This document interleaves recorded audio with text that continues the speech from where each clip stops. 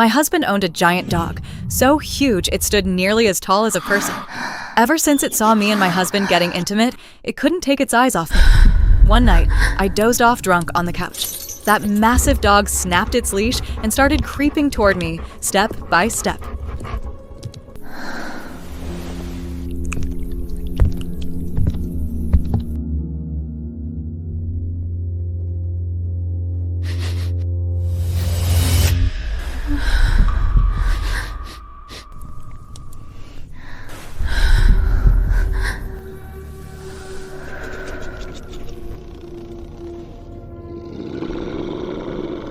Another afternoon, I was on my yoga mat, kneeling with my back arched and hips lifted high. I took a deep breath, holding the pose, feeling the pleasant burn through my core. Then, out of nowhere, something heavy pressed up against me from behind. It felt almost human, except it was covered in thick, coarse fur. My first thought was Ethan, my husband, but the next second, a wet dog nose nudged my forehead. Hot, stinky breath hit my face, followed by a slobbery tongue dragging across my nose. I snatched a dumbbell from nearby and swung it blindly behind me. I missed. Spinning around, I saw Max crouched a few feet away, those big, watery eyes locked on me. That was it. I'd had enough. Ethan! Get in here! I screamed toward the kitchen, where he was cooking. This was the third time Max had tried to mount me during yoga, ever since Ethan decided to get frisky where the dog could see. What's going on, babe? Ethan asked, rushing in with a towel in his hands.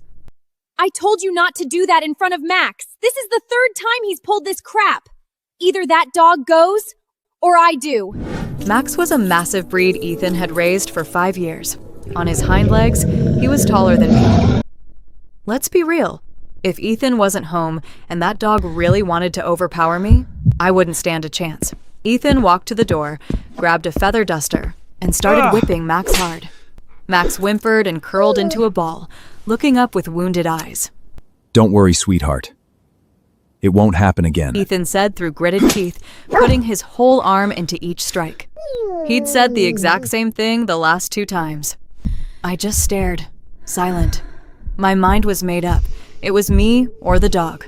Ever since those incidents, I flinched every time I walked past another dog on the street. Their owners looked at me like I'd already been violated by one. Finally, Ethan noticed I wasn't backing down. He stopped, frowned, and his lips pressed into a thin line. I held up my hand.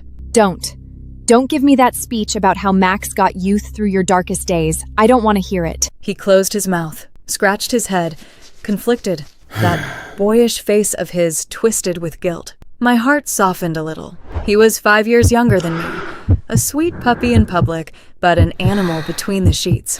I loved his passion, but sometimes I felt more like his big sister, especially when he looked so torn.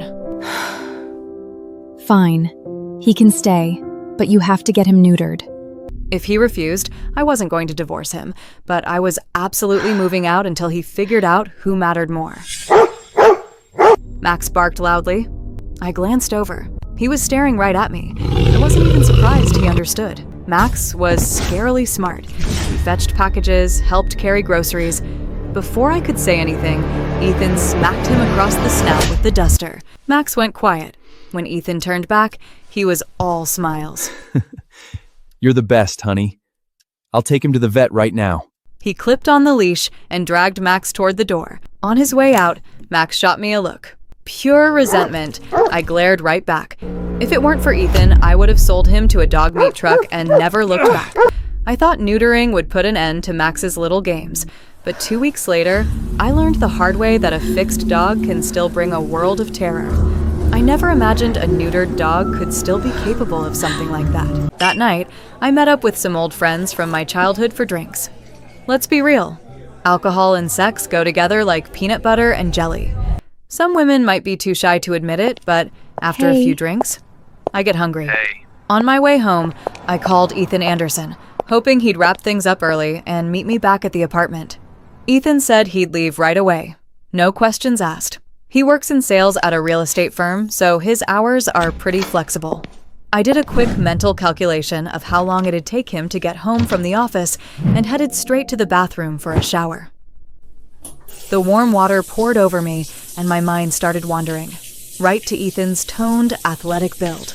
As I soaped up, my hand drifted slowly downward from my stomach. Just as my fingers were about to dip between my legs, a sudden chill shot through me. Who? A weird, prickling feeling like I was being watched. I spun around. Through the partly open door, I saw Max tied up near the cabinet. He was sitting perfectly still, chest puffed out, tongue hanging loosely, staring right at me with this intense, almost human focus. Alcohol does funny things to your brain. It magnifies everything, especially the ugly stuff. I've always been a little jealous of how much Ethan dotes on that dog. I know it sounds ridiculous, being jealous of a dog, but hey, aren't we all a little ridiculous sometimes? I walked over and pushed the door open a little wider before stepping back under the water. Then I locked eyes with Max, gave him a slow, teasing look, and let my hands wander right in front of him. The whole time, Max grew more and more restless. He stood up, started pacing in tight circles, and let out a series of sharp, frustrated barks. "You like what you see, boy? Come and get it, you dirty dog," I whispered, crooking my finger toward him. I turned around, struck a pose, and half lay back on the tile floor. Behind me, Max's barking grew more frantic. I heard the clank of his chain pulling taut. When I glanced back, his eyes were bloodshot, straining toward me, leash stretched to its limit. I laughed. A dark, vengeful thrill rushed through me, but it still wasn't enough. After my shower, I didn't even bother with underwear. I wrapped myself in a thin, almost see-through towel and walked out. In the full-length mirror in the living room, my silhouette showed clearly through the damp fabric. The towel barely covered my thighs. One wrong move and everything would be on display. I didn't go to the bedroom. Instead, I sprawled halfway across the couch, facing Max, who was only about 3 meters away. The angle of the sofa meant he had a perfect view straight between my legs. He barked wildly, drool dripping from his mouth. I narrowed my eyes, my body tensing slightly. From a distance, through my tipsy haze, I hadn't noticed earlier. But up close, I could see Max was excited. I thought Ethan had him neutered. How was this even possible? But instead of scaring me, it only fueled me. This was perfect. Let him want what he can't have. I planned to keep teasing him a little longer, but the hot water had intensified the alcohol, and my eyelids grew heavy. After fighting it a few times, I finally let my eyes close. I drifted in and out of consciousness, eventually rolling onto my stomach facing the door, thinking how irresistible I'd look when Ethan walked in. But what happened after I fell completely asleep left me with psychological scars that took 6 months to fade. Max circled twice in place, then turned and bit down on his collar. It was a buckle-style clasp, already loose from all his thrashing earlier. With one strong tug, it came completely undone. He paused for a second, feeling the freedom. Then he looked at me. He didn't rush. He just stared for a full minute. After that, he crept toward me like a predator. Low, silent, tense. When he reached the couch, he let out 2 low, guttural growls. I didn't stir. Max gripped the edge of the towel with his teeth and slowly pulled it away. My bare skin glowed under the light like soft tofu. One last bark, and then he leaped. Once his body completely blocked the living room camera's view, I muffled a gasp and pulled my phone away. A tidal wave of emotions crashed over me. Hurt, misery, raw disgust. Just outside on the balcony lay Max's lifeless body. Beside me, Ethan was relentlessly slapping his own face. This is my fault! All my fault! All my fault! All my fault! He'd rushed home as soon as I called, but got caught in awful traffic. By the time he got here, he saw Max on top of me. Blind with rage, he beat him until he was gone. Ethan's face was already red and swollen. I couldn't take it anymore. Stop! Don't do this to yourself! Please! I reached out and grabbed his hand. I didn't know who to blame. Ethan, do something! Get away from my wife! It's not stopping! From that day on, the nightmares began. Every time I closed my eyes, I relived what I saw in that footage. It took me 6 long months to slowly claw my way back from that horror.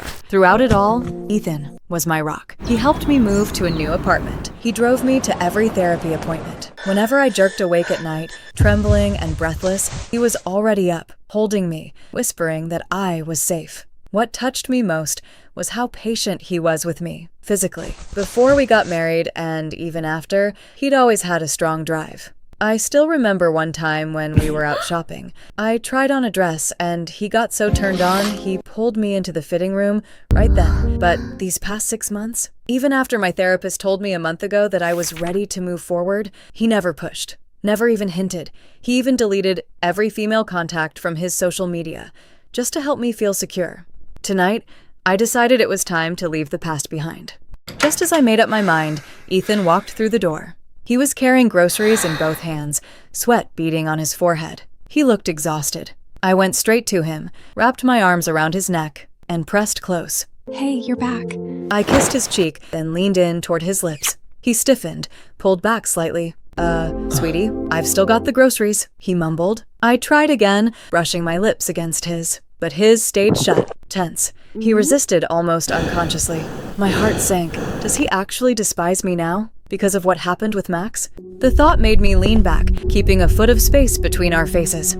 I was just about to say something when I felt his arm slide around my waist. His kiss was aggressive, invasive, and that long-lost passion pulled me right under. We moved from the living room all the way to the bed.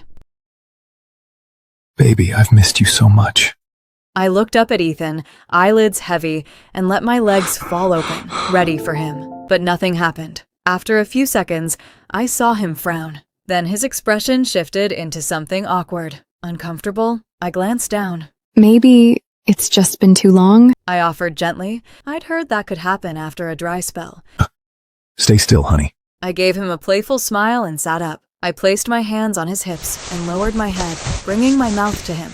But after what felt like forever, nothing I did made a difference. He stayed exactly the same.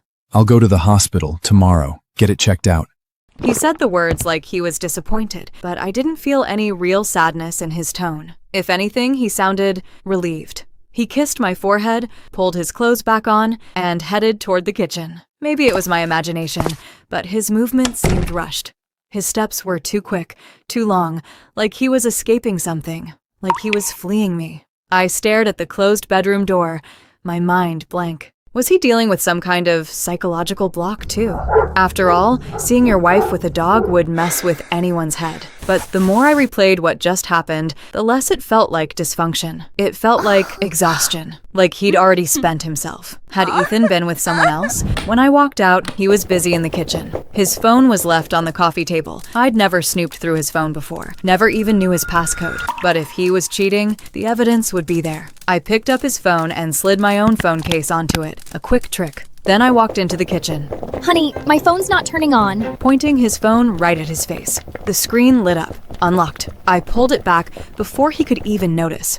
Oh, never mind. It's working now. Ethan didn't suspect a thing. I hurried back to the bedroom and started digging.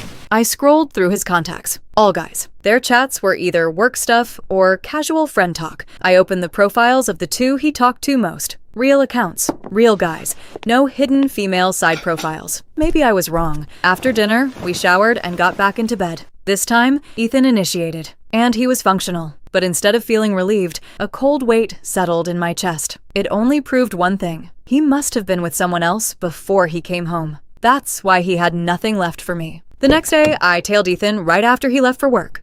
His office was in one of those sleek, glass-walled buildings. I camped out all day at the cafe across the street, sipping lukewarm coffee and keeping my eyes glued on him. Aside from some professional back and forth with female clients, everything seemed completely normal. I kept up my discreet watch over the next few days. Still, nothing. No shady meetups, no suspicious texts, nothing. Maybe I was just being paranoid. Maybe I'd let my imagination run wild. That had to be it. Just as I was about to call off my little stakeout operation, I got a new WeChat friend request. The notification said it came through Ethan's shared contact. The profile photo was a shot of some seriously toned abs. Figuring it was one of Ethan's gym buddies or coworkers, I hit accept. The moment I added them, a picture popped up. It was Ethan, completely naked, sprawled across a hotel bed. Before I could even process it, a voice message came through. Over a minute long, I pressed play. First, the rustling of clothes. Then Ethan's voice, breathy and trembling. I've missed you so much. My whole body went cold. It was a recording, and it was clearly leading up to something intimate. But what rocked me even more was this. Ethan wasn't with a woman. He was with a man. Easy there, big guy. Tell me something first. Who's better, me or that old hag? The man's voice was deep, but there was something artificially sweet in his tone that made my skin crawl. Are you serious? You. Always you. Now turn over. Then came 30 seconds of grunting, heavy breathing, and sounds I didn't want to imagine. I was gripping my phone so hard, my knuckles turned white. My head was spinning. Another voice message. This one was longer. Wait, are you for real? You haven't touched her in 2 months? Why would I make that up? Just looking at her makes me sick. Chasing her in that first month married?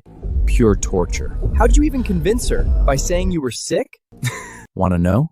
Come closer, I'll tell you. Ugh, you're the worst. More noises followed before the guy pressed again. Okay, but seriously, how? Hey, remember my dog, Max? Yeah.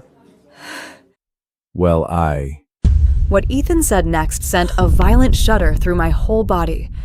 That day, Ethan deliberately showed Max our private life. He even trained Max to run and jump on me whenever I was on all fours. And that time, I got so mad, I threatened to neuter Max. He just took him out for a walk and came back with a dog all wrapped up in bandages. Like nothing ever happened. Wait, she actually let Max mount her? Nah, not really.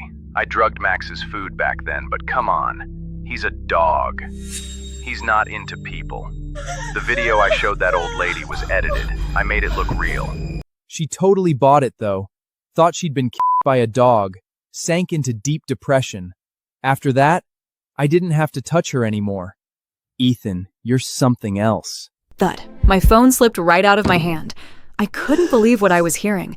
It took me a solid minute to pull myself together and pick the phone back up. But when I tried to video call him, a notification popped up. Please add friend to start video call. He'd blocked me again. Luckily, the recordings and screenshots were still saved. That night, when Ethan got home, I shoved the evidence right in his face.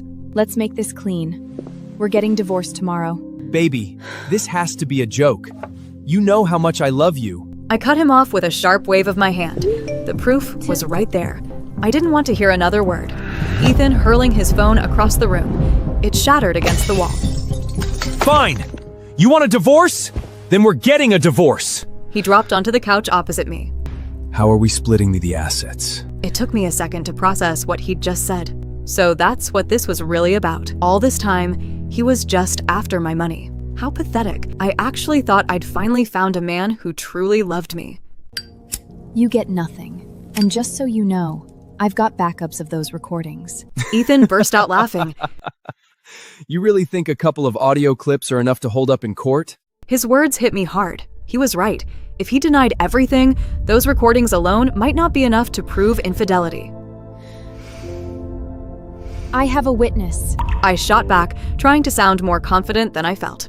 The guy who sent me those messages clearly wanted me to leave Ethan, but would he actually testify? Ethan lit a cigarette and crossed his legs. Listen, Emily, if you want a clean break, give me half. Otherwise, we're stuck like this forever. This man sitting across from me was a complete stranger. Nothing like the gentle, caring husband I thought I knew. But did he really think I'd spent over 30 years of my life without learning how to fight back? That same night, I packed my bags and left. The next day, with help from a lawyer friend, I filed a lawsuit. But it wasn't for divorce. It was for assault. My witness was my therapist. During our sessions, Ethan had been in the room multiple times when she asked questions about what happened. Without realizing it, he'd admitted to using the dog as a tool to assault me. Combined with the recordings, it was enough. The court found Ethan guilty and sentenced him to 3 years in prison. Right after that, I filed for divorce. With his criminal record, the process was quick and final. I didn't hear about Ethan again until 3.5 years later, when my friend Chloe called. Chloe's a content creator, always digging up wild stories. Hey, Chloe, what's up? Hey, remember your ex, Ethan Anderson? 2 guys got into a fight on the highway a few days ago and got hit by a car. One of them was named Ethan Anderson. Yeah, I heard. I said, putting her on speaker as I opened a chat window. At the top of the screen was a profile picture, a shirtless guy with toned abs.